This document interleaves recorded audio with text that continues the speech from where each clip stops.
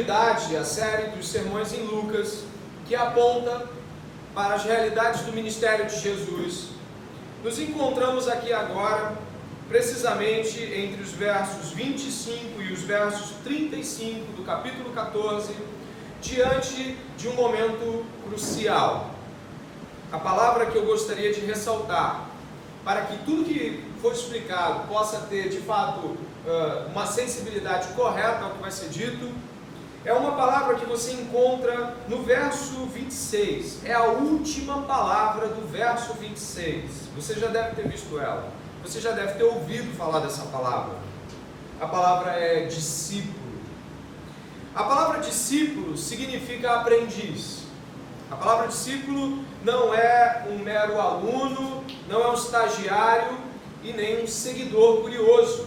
Não é alguém que se aproximou e, portanto, por algum nível de interesse, permanece perto de Jesus, perto do seu ensinamento. Discípulo não pode ser nem mesmo comparado de maneira equilibrada, correta e até no seu valor semântico como membro de igreja. Temos outra proporção que o apóstolo Paulo nos traz para a ideia de um membro, a qual ele traz uma analogia ao corpo humano, um membro do corpo. Mas nesse momento aqui eu gostaria que você pudesse dar atenção à palavra, diga, discípulo. Essa palavra ocorre mais de 250 vezes no Novo Testamento. É uma palavra extremamente utilizada para designar os seguidores de Jesus. Essa palavra, ela possui, de maneira simples, ou de maneira um pouco mais reduzida, para que não venhamos aqui a nos delongar, o estudo não é sobre a palavra discípulo, o sermão não é sobre isso, mas o discípulo é um seguidor de modo, período integral. O discípulo é um aprendiz que imita continuamente os ensinamentos, os discursos e o conhecimento do seu mestre, e imita seus gestos, ações e motivações do coração para tais ações. O discípulo, portanto, ele no primeiro século, ele não abarca a ideia de alguém que apenas se aproxima com curiosidade. A palavra hoje talvez não tenha o peso aos nossos ouvidos que tinha antigamente, porque não conhecemos essa palavra em uso corrente. Nossos professores não buscam fazer discípulos em suas escolas e faculdades. Nossos pais talvez não buscaram fazer discípulos de seus filhos. Então a palavra discípulo, ela soa um pouco que antiquada. Ela parece circundar aspectos culturais, como o mestre Yoda no filme Star Wars, ou então o antigo Karate Kid com o mestre e o discípulo Daniel San, o Sr. Miyagi, ou então até em desenhos japoneses como Cavaleiros do Zodíaco, onde você vê discípulos e mestres seguindo trajetórias próximas. Porém, como você pode ver, essas palavras parecem não ocorrer no nosso cotidiano. Parece difícil imaginar uma relação de discípulo que esteja acontecendo agora, ou mesmo em nossos trabalhos, escolas e família. A palavra discípulo, então, pode correr o risco de que você dê a ela o valor que você quiser. Porém, eu lhe asseguro que, em se tratando da palavra matetes, que é a palavra grega para discípulo no primeiro século, ela não pode ter o valor que você quiser. Ela não pode a ela ser atribuído qualquer tipo de seguidor.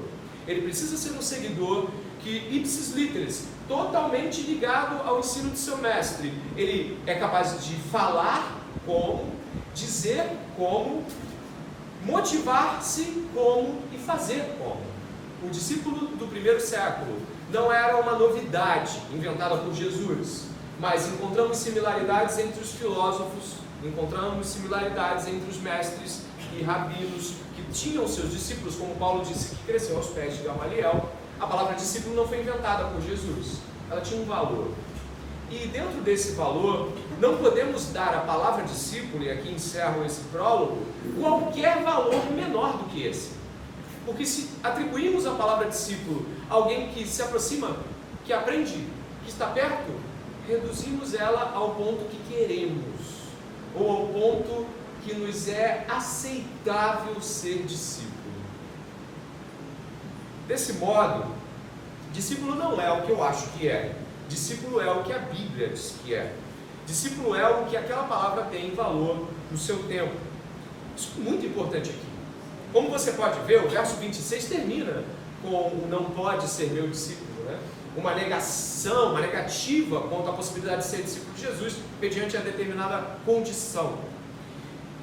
Decorridos um ano e meio do ministério de Jesus, e aí eu fecho a nossa discussão inicial, Jesus está não mais sendo batizado quase que anonimamente por João Batista no Jordão, mas Jesus está aqui em um momento diferente. Herodes já desejava conhecê-lo, como vimos próximo à perícope passada, do texto passado. O rei Herodes já tinha curiosidades acerca de Jesus. Já havia sobre Jesus rumores de morte.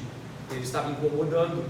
Aqui no capítulo 14, decorridos um ano e meio de ministério, talvez um pouco mais, Jesus já atrai multidões. É de multidões que falamos quando as multiplicações de pães e peixes acontecem, entre 3, 5, alguns dizem até 7 mil pessoas, porque não se contavam as mulheres e as crianças dentro de grupos masculinos.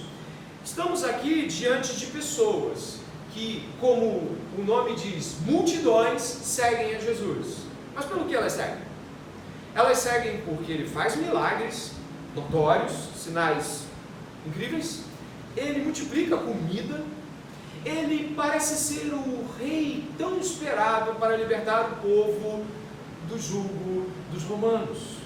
Jesus trata amorosamente os marginalizados e atrai multidões. O evangelista D.L. Moody tinha uma escola dominical muito viva lá pelos fins do século XIX.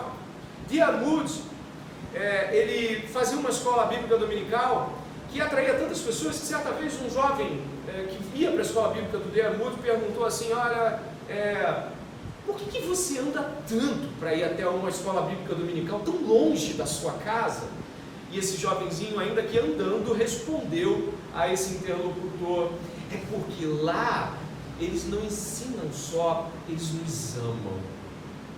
Frase forte essa. Jesus é dito que não ensinava apenas, mas ensinava como tendo autoridade.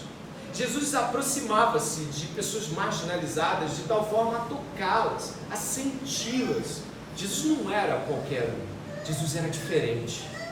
E todas essas coisas que eu falei aqui, elas atraíam milhares de pessoas a Jesus.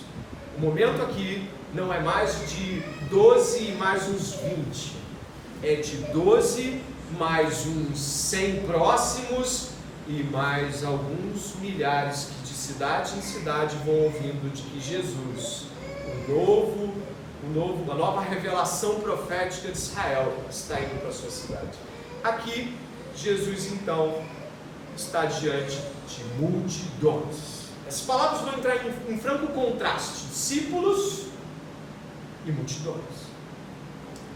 Dessa forma, você pode pensar, e ainda pensar mal, de que o que estamos tratando aqui é alguma coisa que ficou lá atrás. Então Jesus era seguido por multidões. Espera aí, não é bem assim. O último dado e o último censo razoavelmente confiável no mundo aponta 2 bilhões e 300 milhões de cristãos no mundo. Apontando dessa forma, temos 1/3 da população mundial sendo de cristãos. 1/3 de todas as pessoas, 1 a cada 3 no mundo que existem hoje, são cristãos. E eu posso lhe dizer, o nome desse grupo pode ser chamado, sem dúvida nenhuma, de multidão. Existe hoje, tal como existia no passado, uma multidão de pessoas seguindo Jesus, identificando-se como seguidores de Jesus, e isso nos traz uma seguinte reflexão primária antes dos pontos principais. Se Jesus estava apontando para aquelas pessoas que eram uma multidão e estabelecendo limites claros de quem seguia e quem não seguia Jesus, tenha certeza absoluta que existe multidão hoje ainda, e de que a palavra que vai ser pregada tem absoluta relevância, não somente histórica, mas atemporal. Pode estar sentado aqui conosco alguns que representam as multidões que seguiam Jesus.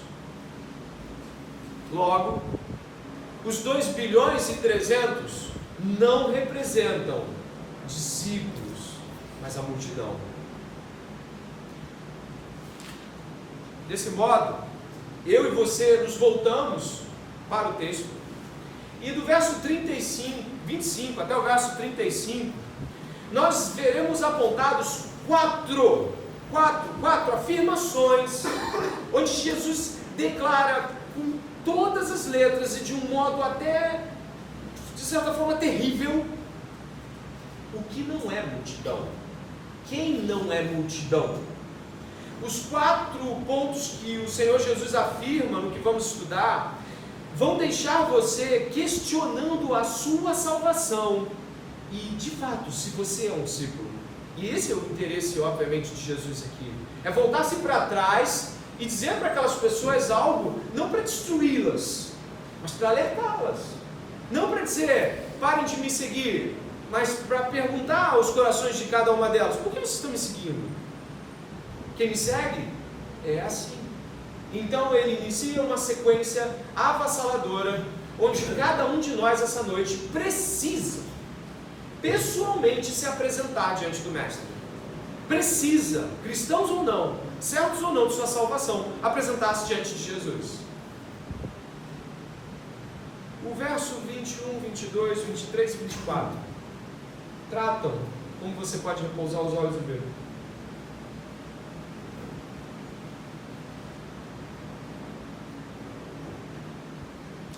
De que Jesus, num sábado, foi à casa de um dos principais fariseus, a cidade de Pérea.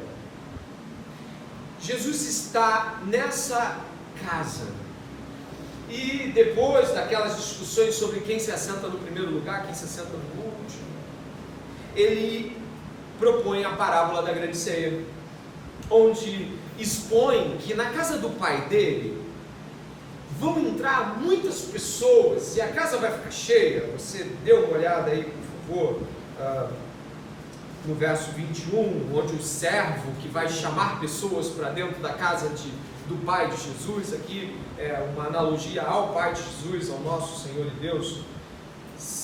Diz assim: o servo voltou e contou tudo ao seu senhor. Então, irado, o dono da casa disse ao seu servo: saia depressa para as ruas e becos da cidade e traga para cá os pobres, os aleijados, os cegos, os coxos. Mais tarde o servo lhe disse: patrão, já fiz o que o senhor mandou e ainda há lugar. Então o senhor disse ao servo: sai pelos caminhos e atalhos e obrigue todos a entrar, para que a minha casa fique cheia, porque digo a vocês que nenhum daqueles que foram convidados provará a minha ceia. Os convidados se excusaram. Você que já ouviu falar da história, disse: eu não posso ir, eu tenho que cuidar da minha junta de bois, eu casei, eu tenho coisas para fazer, eu não posso agora ir para o banquete. Então Jesus disse que o seu pai, ele vai na direção daqueles que nem sequer cogitam a hipótese de serem convidados. Eles não têm categoria, eles não têm estirpe para serem convidados. E a afirmação do Senhor Jesus Cristo é que a casa do pai dele ficou o quê? Cheia. E cheia de um povo bem marginal. Claro, Jesus não estava propriamente falando que cegos, aleijados, coxos e pobres são o alvo do Evangelho, mas de que um tipo de gente que se vê aquém de ser convidado, um tipo de gente que não se vê possível de salvação, é alcançado pela salvação. Gente que não se vê como alvo da bondade de Deus, porque se vê aquém dela, é salvo. E logo em seguida as multidões, depois dessa estada na casa do fariseu, não sabemos se imediatamente ou se no dia seguinte, ou se apenas uma conexão de textos.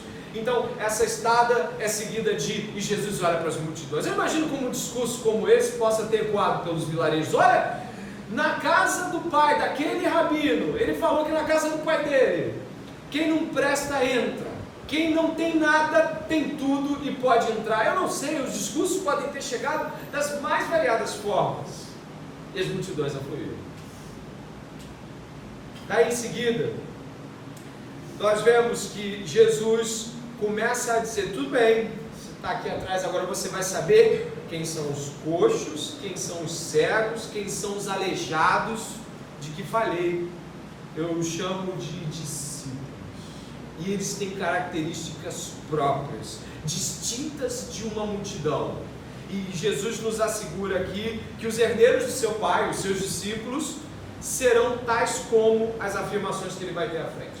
O ministro presbiteriano do século XVII, Matthew Henry, fala algo muito interessante.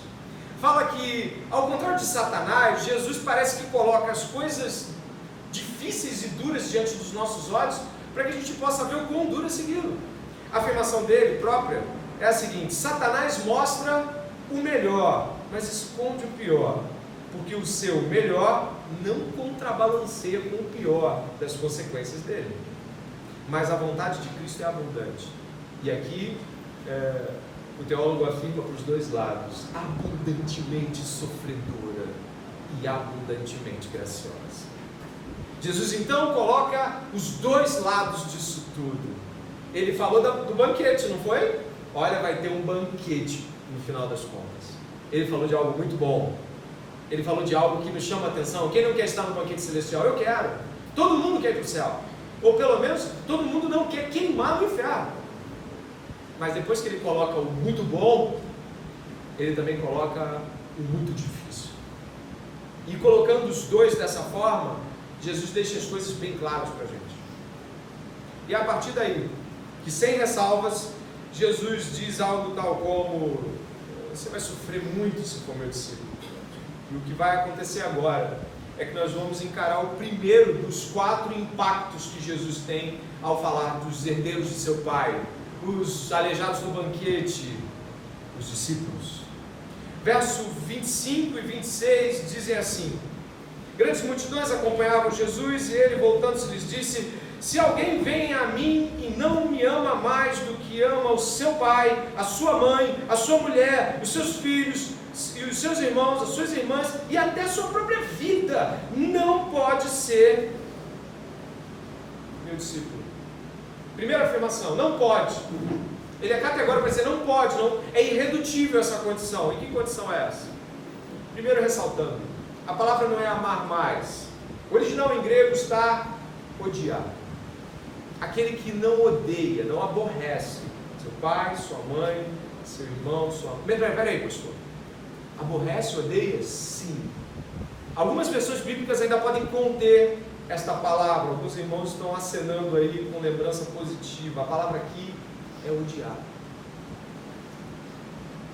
Aborrecer. Jesus não queria que tivéssemos dúvidas do tipo de amor que ele requer.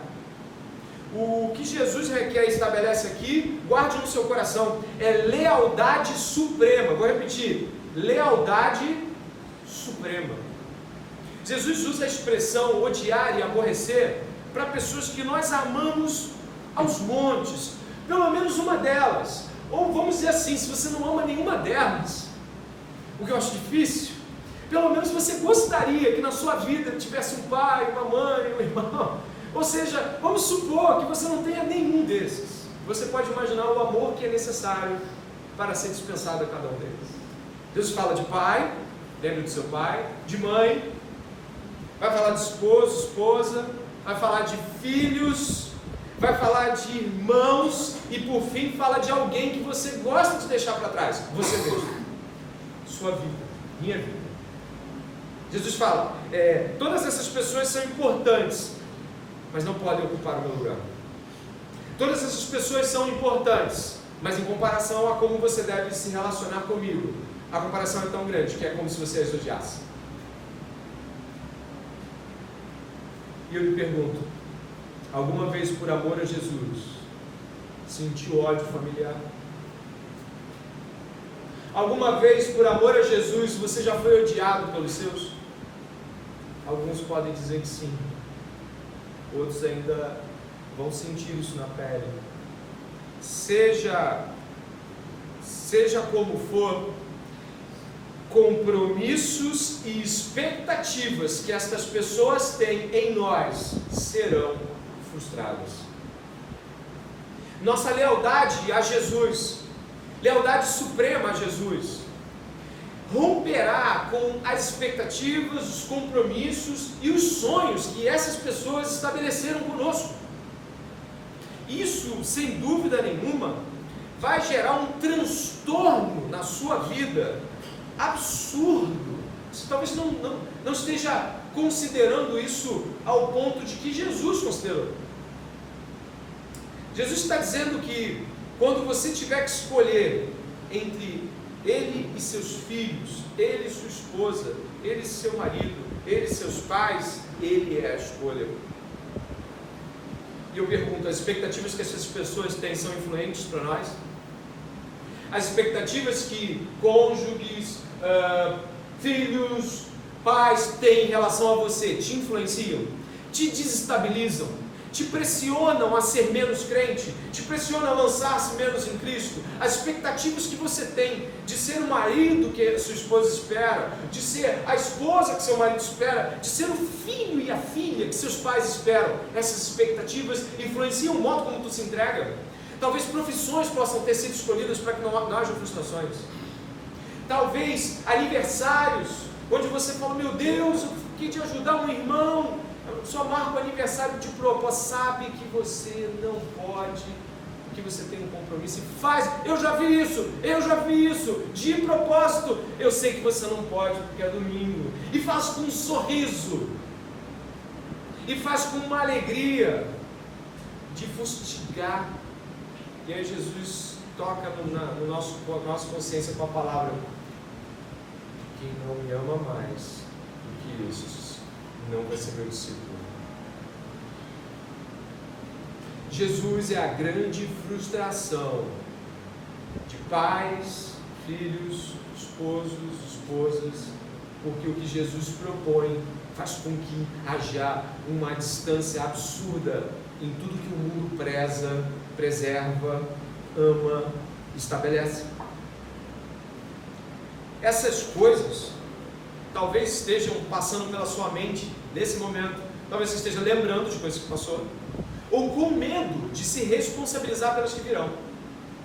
Deus, como sempre falo aqui, não joga dados, de tal forma que o Senhor nos prepara para as coisas que estão adiante de nós, nos prepara para os testes de lealdade que serão feitos, porque serão feitos, e provarão se somos multidão ou discípulos. Leon Morris é um comentarista muito bom, e pela Vida Nova ele tem um comentário sobre Lucas maravilhoso, e ele fala: a devoção de Cristo não pode ser nada menos do que todo o coração.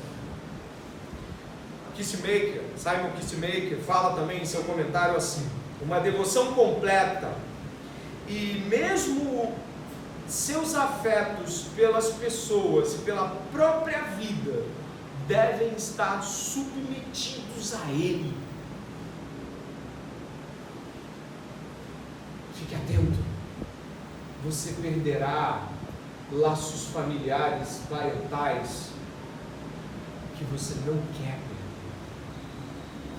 Você será rejeitado de um modo que você não quer ser, e Jesus não está dizendo que vai ser fácil. Olha, a primeira condição que Ele estabeleceu é de uma ruptura, de lealdade afetiva, compromissal com as pessoas mais importantes das nossas vidas. A primeira coisa que Jesus está estabelecendo aqui é um confronto direto com o que as pessoas mais prezam. Elas dizem família em primeiro lugar, e Jesus diz: não, eu em primeiro lugar.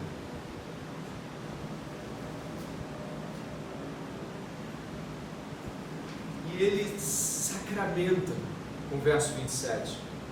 Ele diz assim, no verso 27: e quem não tomar a sua cruz, vier após mim, não pode ser Deus. Duas negações seguidas. E essa amarra a condição anterior, porque nós já temos uma grande vergonha pela vexação que os parentes familiares, enfim, pessoas ligadas ao nosso coração vão nos impor diante da nossa negativa em gerar, em promover as expectativas dessas pessoas. E Jesus ainda salienta que a coisa vai mais além. Ele fala da cruz, que no primeiro século é um instrumento de vergonha, é um instrumento de dor e de morte lenta pública. Algumas vezes a morte não é salientada como pública. A morte pública é a morte de cruz. Existem outros mecanismos de morte no primeiro século. Os romanos eram criativos em seu modo de torturar. Mas eu quero salientar de que a cruz não é morrer escondido. A cruz é um modo de morrer pública e lentamente. Jesus e aqueles homens que tiveram que morrer rápido, Jesus pelo que o Pai próprio levou, e aqueles dois homens que tiveram suas pernas quebradas, porque era sábado, era véspera de sábado, eles precisavam ser retirados, ia trazer problemas cerimoniais. Mas a morte de cruz às vezes demorava. A morte de cruz às vezes vinha com um dia de sangramento, uma virada de noite. Abutres vinham pousar sobre a madeira principal do alto e furar as vistas, e as pessoas vivas sem conseguir se mover, e os bichos arrancando-lhe os globos oculares. Isso era a morte de cruz. Jesus não está simplesmente dizendo o seguinte: vai ser rápido, vai ser de uma vez.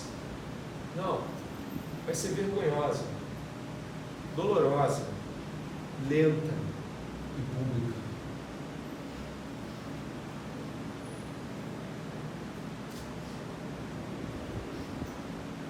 Mas antes ele salienta: a estrutura familiar será abalada, e assim como eu, você morrerá sozinho. Não haverá cerco de pessoas. Os seus já vão lhe odiar antes. Você já terá rompido com os consolos desse mundo. Você já terá sido rejeitado por aqueles que mais esperavam te abraçar. Agora pega a cruz e segue. Existem pessoas aqui essa noite que vão para o inferno, porque esse primeiro ponto já elimina muitos de nós. Existem pessoas, isso é muito sério, porque como não é efeito de pregação, não tem necessidade disso, o inferno é real, é necessário, como diria Tim Conway. Existem pessoas aqui que juram de pé juntos: eu tenho Jesus, mas não cumprem essa primeira sentença, e portanto, façam o que fizerem, não vão conseguir ser discípulos de Jesus se não se renderem a este primeiro ponto. Continuando, e eu tenho certeza que o Senhor já está falando com cada um de nós. Continuando, verso 28 a 30. Jesus vai trazer duas ilustrações. A primeira, do 28 a 30, vai estar falando de um homem que constrói algo. Observe, por favor. Pois qual de vocês, pretendendo construir uma torre, não se assenta primeiro para calcular a despesa e verificar se tem os meios para concluir?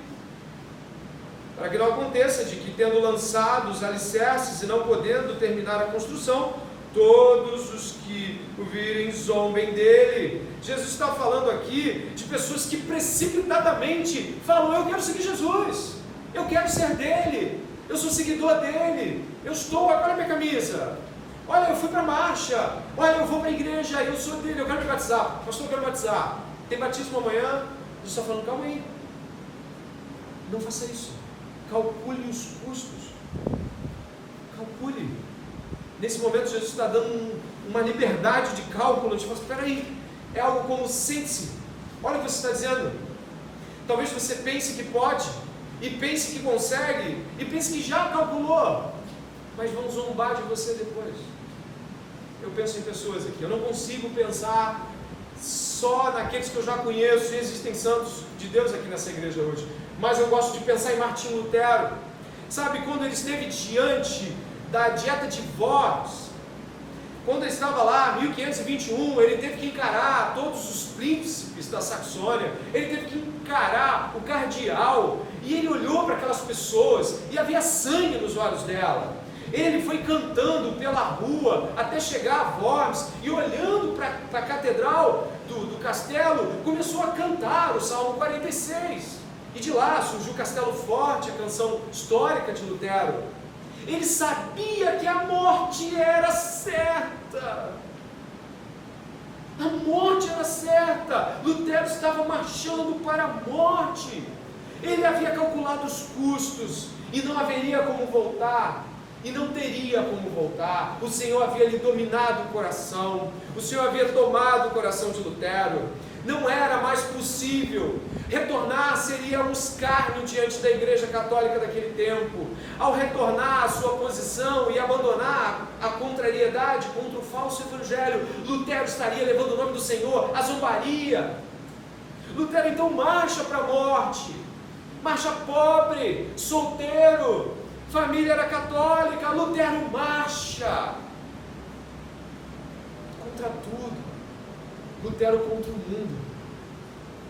O mundo era católico, mas ele marchou. Eu gosto de pensar em Amy Carmichael. Amy Carmichael é de uma história fabulosa. Missionária no início do século XX na Índia. Amy vai para a Índia e pinta seu corpinho de borra de café e o esconde a branqueza da sua cor inglesa. Amy Carmichael então começa a resgatar as crianças que eram colocadas para os templos de prostituição, trocadas por comida e dadas aos templos hinduístas. Amy Carmichael enche uma casa com crianças. Mas então seu pai adoece na Europa. É chegada a necessidade iminente de que ele esteja com seu pai nos últimos dias de seu pai. Mas ele sabe que se ela for para a Europa, eles tomam aquelas crianças, eles acabam com aquela casa. Então ela decide ficar. Ela decide ficar. E nunca mais veria o rosto de seu pai, seu amado pai. A igreja da época, tanto da localidade quanto da própria Inglaterra, acabou com ele. Você é fanática, teu pai está morrendo. Mas ele sabia que não tinha volta. Você está entendendo a posição dela? Não havia volta para ele. Ela não podia voltar. Ela perderia tudo. Ela perderia a cruz. Ela precisava ficar. Como não pensar em John Patton? Como não pensar em John Patton? O evangelista das ilhas oceânicas, da Oceania. Como não pensar em John Patton, em sua despedida com seu pai, que ia lhe dizendo todas as coisas, até que em determinado momento eles se abraçaram por minutos longos, e o pai sabia que depois de Glasgow, na Escócia, na cidade onde ele serviria como missionário, ele nunca mais veria o filho dele. John Patton iria pregar aos canibais de ilhas distantes. Literalmente, ele pregaria a pessoas que comem pessoas vivas. Ele iria pregar a pessoas que não queriam ouvir, e missionários já haviam sido canibalizados nas ilhas. John Patton ia para a morte, entende? Mas não há como voltar. Como não lembrar dos morávios? E alguns deles vendendo a si mesmos para entrar em ilhas onde só escravos entrariam. Mas que o cordeiro seja digno, como eles diziam. Como não calcular os custos dessa noite? O que pode não ser tirado essa noite? O que você ainda quer que fique para que você continue vindo aqui à noite, batendo palma e cultuando e dizendo: Jesus, eu te amo? O que ainda está, que se tocar em você, você foge de Jesus? Calcule os custos. Essa é a segunda posição de Jesus. Terceira, Jesus usa a história de um rei. Verso 31. Não terceirize essa pregação. Não terceirize essa pregação. Não pegue essa pregação e faça como muitos. Era bom que o fulano estivesse aqui. É bom que você esteja aqui. É bom que eu esteja aqui. Alguns de nós verão o Senhor.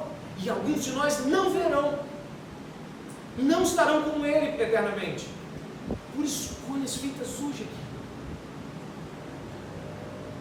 Verso 31, o qual é o rei, que indo para combater outro rei, não se assenta primeiro para calcular se com 10.000 homens poderá enfrentar o que vem contra ele com 20.000? Caso contrário, estando o outro ainda longe, envia-lhe uma embaixada, pedindo condições de paz. Jesus agora faz uma história antitética, uma história contrária.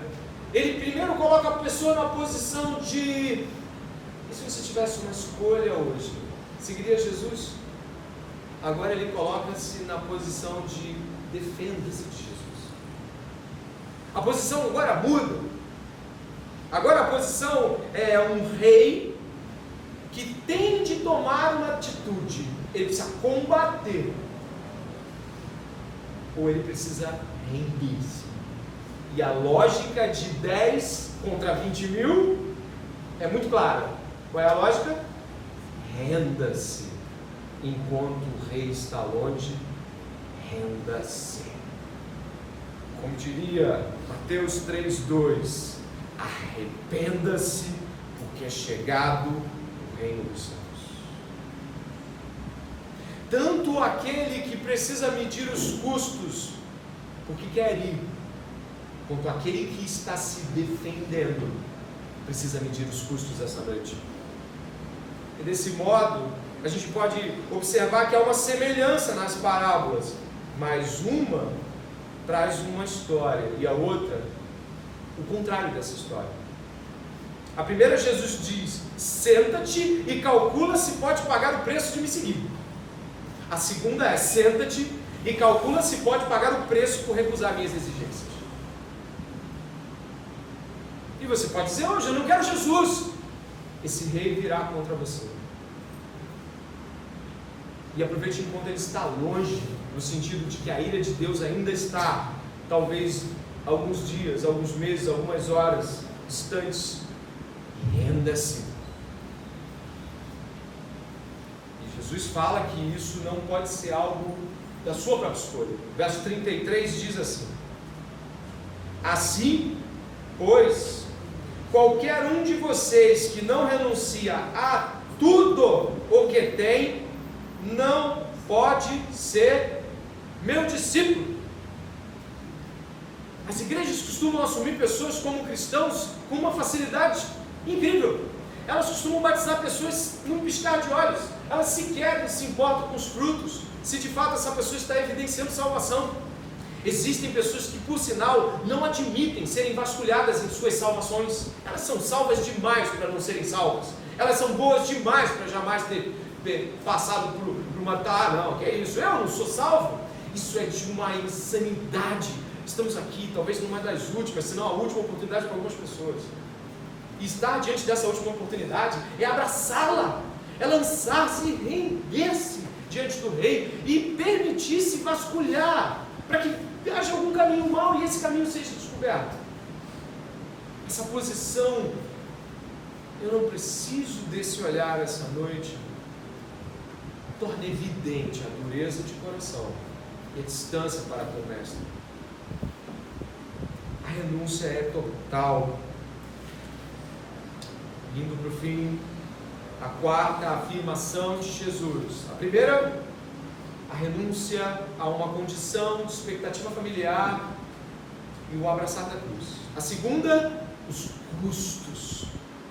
A terceira, você vai suportar a vinda desse rei. E a quarta, Jesus diz: o sal é certamente bom, mas se o sal se tornar insípido, sem sabor, como lhes restaurar o sabor? Não presta mais nem para a terra, nem para o monte de estrume, lançando fora. Leia esse final. Quem tem. Estamos aqui diante do golpe final. Jesus desfere o último murro naquelas pessoas. Elas já estão atordoadas, mas ele não para. Ele aponta o seguinte: sal, meus discípulos são sal, e como sal são tudo isso que vocês ouviram agora há pouco. Todas essas exigências, elas categorizam o tal do sabor que um discípulo meu tem. E ele diz aqui sobre o sal, e a gente poderia inferir, como muitos fazem, poderíamos dizer, eu coloquei algumas possibilidades, né, do que o sal pode trazer em termos de analogia, de algum tipo de luz no porquê Jesus usou o sal. Aí eu coloquei que o sal, como conservante, refreia o mal e a corrupção no mundo, como Tim Keller em sua palestra sobre sermos sal. O sal, ele é antisséptico, ele pode trazer algum nível de purificação para algumas coisas. O sal, ele arde a ferida, mas seca, e ele afasta algumas infecções. O sal daria sabor às pessoas, sabor de vida. O sal também traz sede. São apenas algumas analogias possíveis, e eu não quero inferi-las como se de fato fosse isso que Jesus queria dizer com o sal, propriamente com o sal. Mas uma coisa ele diz: o sal precisa ser sal mesmo. E sabe como é que o sal perdia a sua capacidade de salgar no primeiro século? Quando ele vinha misturado com a terra. Isso é de incrível valor para o nosso sermão. O sal, ele quando vinha para as pessoas, ele às vezes vinha misturado com algumas coisas como calcário, ou coisas para ludibriar, já que ele era até usado como salário, ou parte do salário para soldados romanos. Então, quando você misturava o sal de tal forma que ele perdia suas propriedades, ele perdia seu valor, ele perdia seu sabor, ele perdia sua capacidade de ser sal. Jesus diz que não serve nem para jogar no estrume, não dá nem para usar para fezes, joga, como diz em outro trecho da Escritura, para ser pisado pelos homens, não serve para nada. Se você, esta noite, está ouvindo o que nós estamos dizendo, e o que o Senhor Jesus está falando nessa igreja essa noite, Ele está buscando nos tornar cônscios de que a condição de seguidor de Jesus não pode ser ao teu e ao meu sabor. Tudo que infere a vida de Jesus, a sua concepção milagrosa, a sua vida em uma cidade miserável, a sua pobreza em termos sociais, a sua inabilidade de encantar as pessoas por beleza ou formosura, todas essas coisas que Jesus passou, e nós vemos nas Escrituras, a rejeição familiar, a rejeição da religião, a rejeição social, a rejeição de Jesus, e depois o julgamento injusto que sofreu, e depois a morte dolorosa. Todas essas coisas são para nós, não como objeto de autojustificação, mas como encenando o palco de Jesus Cristo para o mundo. Ele chama os seus seguidores a viverem uma vida onde Jesus é encenado em nós, e isso não pode ser feito sem que aquilo que foi dito seja vivido. Mateus capítulo 7, vá comigo, finaliza a nossa sentença. Mateus capítulo 7, verso 18 ao verso 27, traz uma das afirmações mais duras de Jesus com relação a pessoas que se dizem passar por Ele, ou são dele. Mateus capítulo 7, verso 18.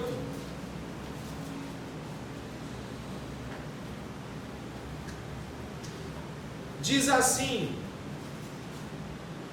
a árvore boa não pode produzir frutos maus, e a árvore má não pode produzir frutos bons. Toda árvore que não produz bom fruto é cortada e jogada no fogo.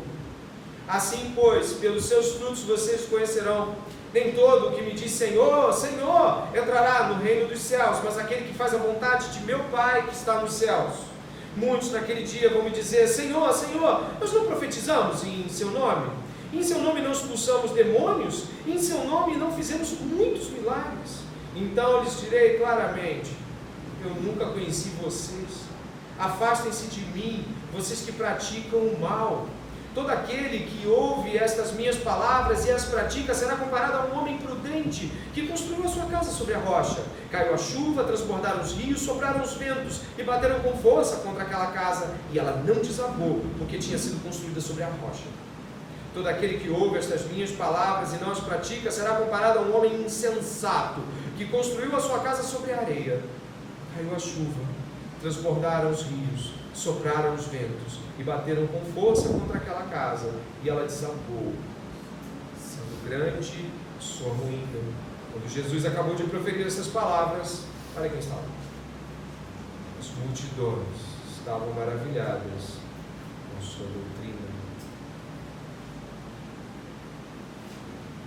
O maravilhamento e a beleza do discurso cristão, que é de fato belo, a beleza do pensamento cristão, que de fato, quando toca, nos tornamos sensíveis à enorme capacidade que o cristianismo tem de responder às demandas desse mundo, e você sabe disso. Você que minimamente estuda um pouco mais o cristianismo percebe que ele é real e de que ele responde a esse mundo. Essas pessoas reconheceram que havia autoridade em Jesus, de que ele não falava besteira, mas quando Jesus vai falar com as multidões, ele exige que dela sigam apenas os discípulos. Aquele que quiser vir após ele, negue a si mesmo, tome a sua cruz, sigam. Talvez alguns de nós não nos veremos na eternidade. Isso já nos deveria deixar pensativos quanto a esse momento, e pensativos se o discipulado de Jesus tem sido vivido. Convoco a você orar pela sua vida nesse momento.